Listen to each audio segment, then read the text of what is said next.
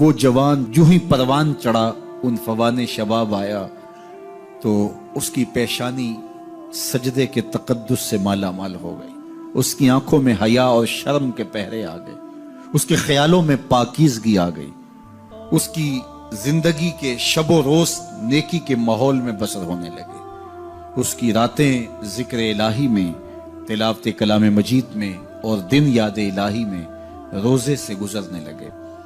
وہ جوان جس کی جوانی اللہ کی عبادت میں گزری، کیونکہ جوانی اگر عبادت میں گزر گئی تو بڑھاپا تو پر نور ہے ہی ہے۔ سب سے مشکل مرحلہ زندگی کا جوانی کا ہے۔ شیطان زیادہ ورغلاتا ہے کسی شخص کو جب وہ جوانی کے مرحلوں سے گزر رہا ہوتا ہے۔ تو جس کی جوانی خیریت کے ساتھ گزر گئی اور اس نے اپنی جوانی کے تقدس کو محفوظ رکھ کے منزل تک پہنچا لیا، اپنی عصمت کے جوہر کی حفاظت کی، اپنی آبرو کو لٹنے نہیں دیا، اپنی آنکھوں کی شرم و حیا پر پہرے بٹھائے اور آنکھ کو برباد نہیں ہونے دیا اور اپنی زندگی کے تقدس کا پہرا دیا، تو جو جوان اپنی جوانی کو خیریت کے ساتھ گزار گیا۔ کسی نے کہا تھا نا، کتاب زیست کا ایک اور باب ختم ہوا، شباب ختم ہوا، ایک عذاب ختم ہوا۔ تو جوانی جس کی منزل تک پہنچ گئی خیریت کے ساتھ، عافیت کے سائے میں۔ مشکل تو بڑا ہے جوانی کو منزل تک لے جانا، خیریت کے ساتھ، داغدار نہ ہونے دینا، جوانی کے تقدس کو رسوا نہ ہونے دینا، عصمت کے جوہر پہ کالک نہ لگنے دینا، خواہشات کو غالب نہ آنے دینا۔ آسان کام تو نہیں ہے، مشکل کام ہے، لیکن اگر کوئی مشکل کاٹ گیا، جوانی کے تھوڑے سے ایام میں گزار گیا، اللہ اکبر۔ حضرت شیخ خطلی کہتے ہیں، داتا گنج بخش علی حجویری علیہ رحمہ کے مرشد ہیں، الدنیا یوم ولنا فیہا صوم۔ وہ کہتے ہیں دنیا ایک دن ہے، ہم روزہ رکھ کے گزار رہے ہیں۔ تو روزہ رکھ کے سارا دن گزر ہی جاتا ہے، دوپہر بھی آتی ہے گزر جاتی ہے، اور عصر کا وقت بھی آتا ہے گزر جاتا ہے، کھانے کا وقت بھی آتا ہے، چائے کا وقت بھی آتا ہے، سب کچھ ہوتا ہے لیکن گزر جاتا ہے، افطار تک بندہ پہنچ جاتا ہے۔ جس نے زندگی روزے کی طرح گزار دی، جس نے جوانی روزہ رکھ کے گزار دی، خواہشات کو بے قابو نہیں ہونے دیا، مشکل کام تھا لیکن اس نے مشکل کام کر دکھایا۔ اجر کتنا بڑا ہے، سنیے اللہ کے محبوب کی زبان سے سنیے۔ حضور نے ارشاد فرمایا جو سیدنا ابو ہریرہ کے ذریعے سے ہمارے تک پہنچا، فرمایا قیامت کے دن جب سورج کا رخ سیدھا ہوگا، زمین تانبے کی ہوگی، لوگ پسینے میں شرابور ہوں گے، کوئی ٹخنوں تک پسینے میں، کوئی گھٹنوں تک، کوئی کمر تک، کسی کو پسینے کی لگام دی جائے گی، اور وہ پسینہ ایسے نہیں ہوگا جس طرح یہ پسینہ ہے، اتنا گرم ہوگا۔ ابن رجب حنبلی کہتے ہیں اس پسینے کا ایک قطرہ اگر احد پہاڑ پہ ڈال دیا جائے تو وہ پگھل جائے، اتنا گرم ہوگا، بدبودار اتنا ہوگا، ایک قطرہ دنیا پہ ڈال دیا جائے، انسان کیا جانوروں کے دماغ بھی پھٹ جائیں، اس پسینے میں لوگ شرابور ہوں گے۔ لیکن جس نے اپنی جوانی کو عافیت سے گزارا ہوگا، کل قیامت کے دن جب کوئی سایہ نہیں ہوگا، اللہ اس جوان پر اپنے عرش کا ٹھنڈا سایہ عطا فرمائے۔ وہ شخص جس کو کسی عورت نے دعوت گناہ دی اور وہ صاحب منصب تھی، صاحب جمال تھی، اور اس نے یہ کہہ کے یہ خواہش، یہ آرزو مسترد کر دی، انی خاف اللہ۔ اسی طرح کوئی عورت ہے تو اس نے اپنے تقدس کی حفاظت کی، اپنی آبرو پہ پہرا دیا اور کسی پیشکش کو ٹھکرا دیا، تو فرمایا قیامت کے دن جب کوئی سایہ نہیں ہوگا، اللہ اسے بھی اپنے عرش کا ٹھنڈا سایہ دے گا۔ کیسا سخت دن ہوگا، اور وہ کس اعزاز میں ہوگا، کس تکریم میں ہوگا۔ یہ تو 4 دن 10-20 سال ہیں، اور وہ 50,000 سال کا ایک دن۔ پھر اس کو اللہ کا شکر ادا کرنا ہوگا کہ اللہ تو نے کتنا کرم کیا میرے اوپر کہ میری جوانی خیریت اور عافیت سے گزری، اور آج اس کا تو کتنا بہتر صلہ مجھ کو دے رہا۔ انسان جب کوئی اچھی بات سنتا ہے تو انسان کی فطرت ہے کہ وہ آگے منتقل کرتا ہے۔ آج کل وہ شیئر کر دیتے ہیں نا، جو بات آئے تو آپ اس کو آگے بڑھاتے ہیں، دوستوں میں شیئر کر دیتے ہیں۔ تو یہ انسان کی فطرت سے افواہیں بھی اس لیے پھیلتی ہیں کہ جو بھی بات آپ سنتے ہیں فوری آپ کی کوشش ہوتی ہے کہ یہ سب سے پہلے دوستوں کو میں ہی بتاؤں۔ تو یہ انسانی فطرت ہے۔ تو جب افواہ اور ایسی چیز، کوئی غم کی خبر بھی ہو، کسی کی وفات کی خبر بھی ہو، تو اس وقت بھی انسان کی فطرت، سست سے سست آدمی بھی پھر جلدی جلدی فون کرتا ہے، آگے بڑھاتا ہے کہ فلاں سے ایک فوت ہو گیا۔ تو تو چونکہ یہ فطرت ہے، بات کو آگے بڑھانے کا شوق ہے انسان کے اندر رکھا ہے، اس سے چیزیں پھیلتی ہیں، اور پھر جو خیر کی خبر ہوگی یا خیر کی بات ہوگی تو اس کو تو آگے پھیلانے کا پھر ہمارا دین بھی ہمیں ترغیب دیتا ہے، جذبہ دلاتا ہے۔ تو حضرت ابو ہریرہ اس جذبے کے تحت جو سنتے تھے پھر آگے منتقل کرتے۔ اب حضور کی بارگاہ سے اٹھ کے جاتے تو سب سے پہلے گھر جاتے اور سب سے پہلے اپنی ماں کو سناتے، اور ماں تھی کافرہ، وہ سننے کی بجائے، خوش ہونے کی بجائے سن کے وہ الٹا ناراض ہوتی اور کوئی نہ کوئی ایسی بات کر دیتی۔ سید ابو ہریرہ سے گوارا نہ ہوتا، ایک دن انہوں نے کوئی ایسی بات کر دی کہ حضرت سیدنا ابو ہریرہ رضی اللہ تعالیٰ عنہ نے فیصلہ کر لیا کہ آج ماں کو چھوڑ دینا ہے، کیونکہ میں یہ گوارا نہیں کرتا کہ میرے آقا کے بارے میں کوئی ایسا جملہ کوئی بولے۔ اور تھی گھر میں ماں ہی، بھائی بھی کوئی نہیں تھا، بہن بھی کوئی نہیں تھی، باپ بھی فوت ہو گئے تھے، شادی بھی نہیں ہوئی تھی، تو ماں ہی ماں گھر میں، اور ماں اور بیٹا اکٹھے رہتے ہو تو پھر محبت بھی مثالی ہوتی ہے۔ تو اب ماں ہی ایک رشتہ ہے مادی دنیا کے اوپر، تو حضرت ابو ہریرہ رضی اللہ تعالیٰ عنہ نے فیصلہ کر لیا کہ چھوڑ دینا ہے۔ چھوڑ کے گھر سے نکلے، لیکن دل ڈوب رہا ہے کہ ایک ہی تو رشتہ تھا، وہ بھی گیا۔ افسردہ ہے، حضور کی خدمت میں پہنچے، دل و قلب و نگاہ کے مرشد اولین نے ابو ہریرہ کی اداسی دیکھی تو فرمایا ابو ہریرہ کیا بات ہے؟ تو حضرت ابو ہریرہ جس طرح بندہ پھٹ نہیں پڑتا، تو عرض کی حضور میری ماں کی ہدایت کی دعا کر دیجئے۔ ساری کہانی 2 لفظوں میں بیان کر دی، میری ماں کی ہدایت کی دعا کر دیجئے۔ حضور نے نہیں پوچھا کیا ہوا، کیا ماجرا ہوا، فوراً ہاتھ اٹھ گئے، اور لفظ کیا تھے؟ اللہم اہد ام ابی ہریرہ تھا، اے اللہ ابو ہریرہ کی ماں کو ہدایت دے دے۔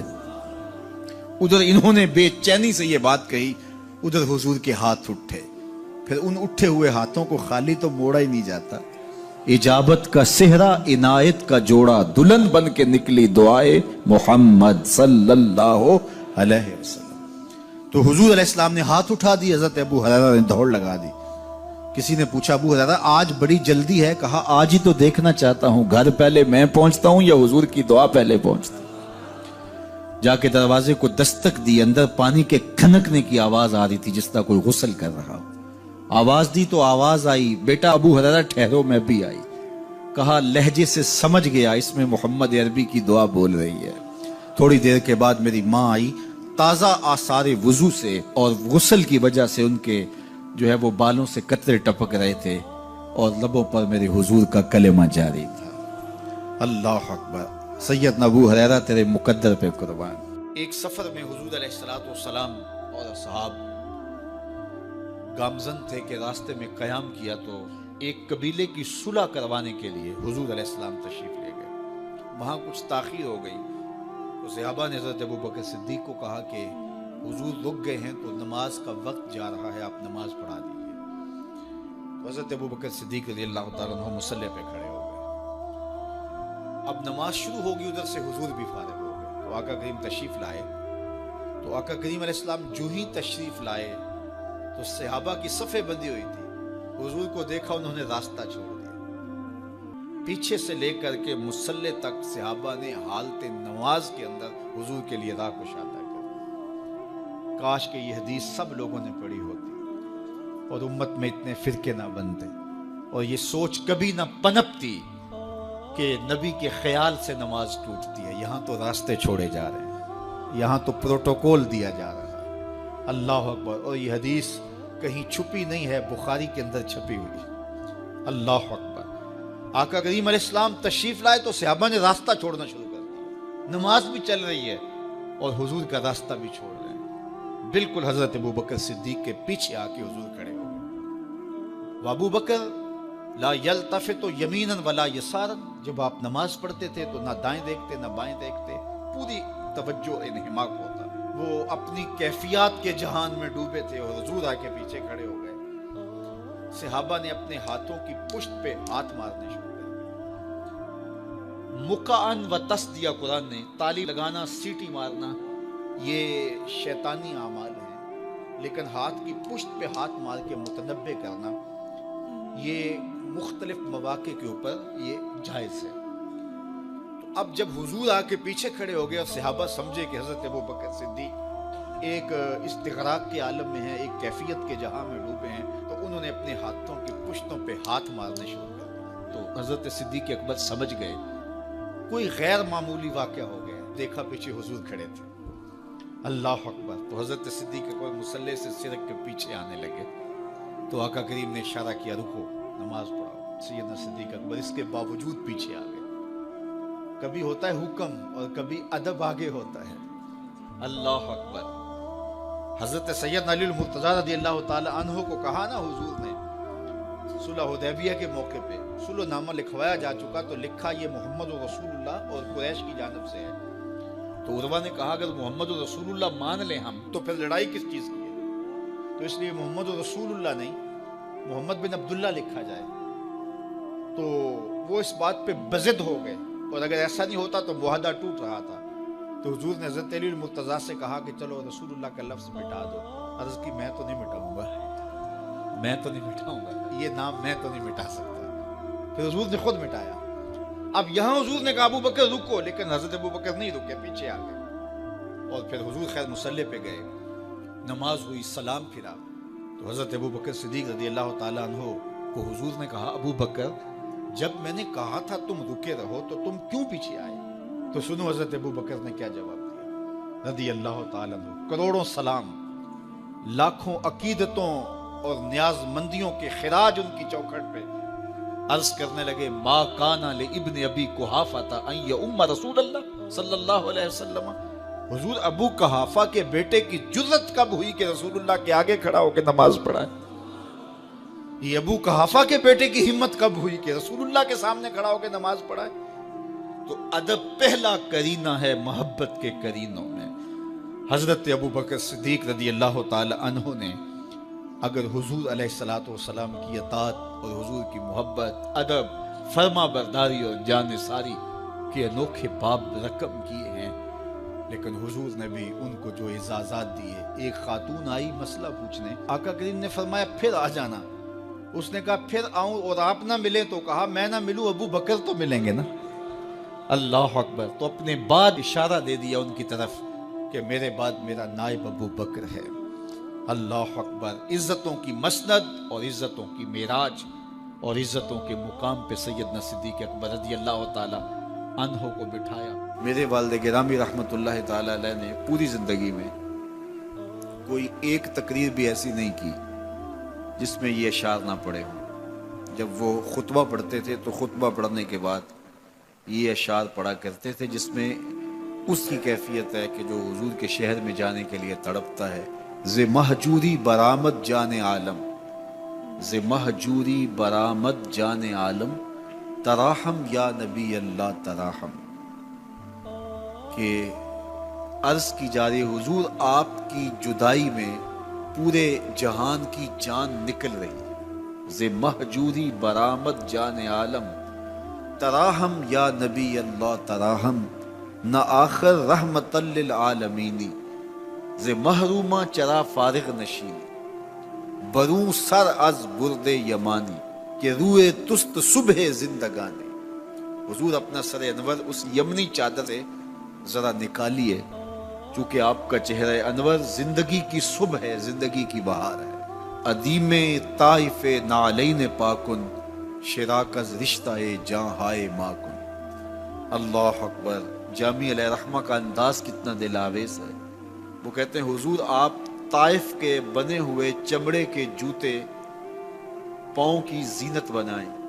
آپ جوتے جو پہنے وہ طائف کا مشہور چمڑا ہو اور اس کے بنے ہوئے. شراکز رشتہ جاں ہائے ماکن اور اس کے اندر جو تسمے ڈالیں وہ جامی کی جان کے ڈالیں. جامی کے چمڑے کے نہیں جامی کی جان کے تسمے ان نالین میں ڈالیں جو آپ طائف کے بنے ہوئے نالین زیب تن کریں.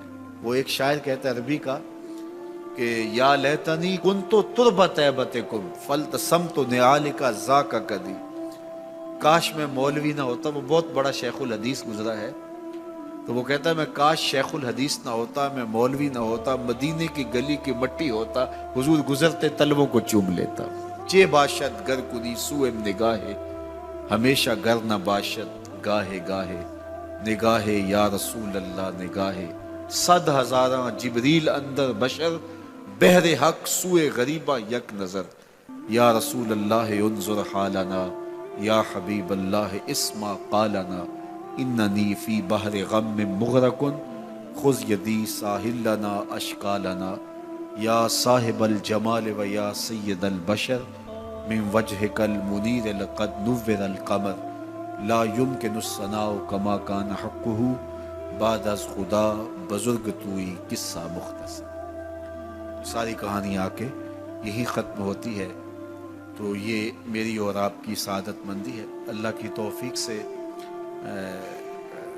آپ کے لیے اور آپ میرے لیے محبت اور دعا کے جذبات رکھتے ہیں، اور ہم ایک دوسرے کے لیے دعا گو ہیں کہ آج میں حاضر ہوا ہوں اور آپ نے جو ہے وہ میرے لیے اپنی آنکھوں کی چمک اور محبت پیش کی ہے۔